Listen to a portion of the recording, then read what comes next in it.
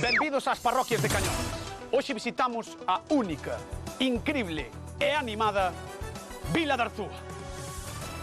Viva de Arzúa!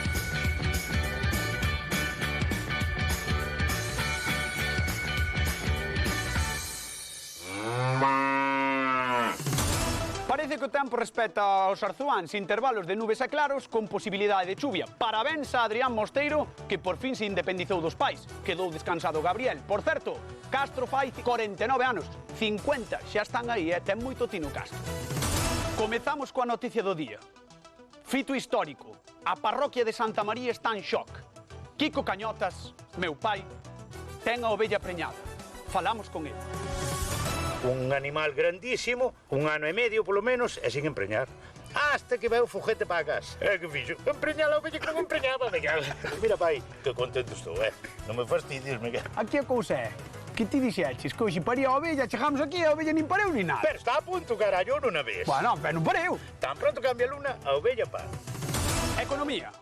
O Concello promociona o queixo de Arzúa na Semana Verde de Silleda ante a polémica de que as queixeiras de antes din queixo como a de antes non hai. Hai que dedicar tempo e paciencia, que non é a correr. Non é industrial.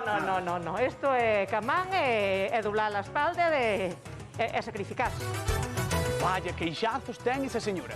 Cultura. A actriz arzuá Lidia Veiga gaña o premio a mellor actriz no Festival de Cannes. A emoción apoderouse dela e pasou isto.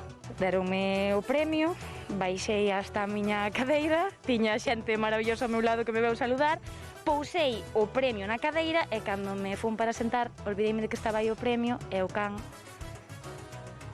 pois, quedou descolgado.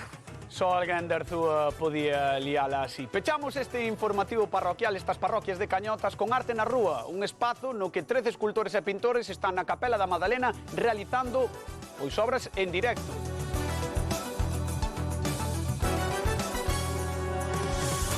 E ata aquí o noso informativo parroquial do día de hoxe. Como dicimos nesta vila, que bonita é Arzúa con sus quesos e sus cosas. Teñen bo día.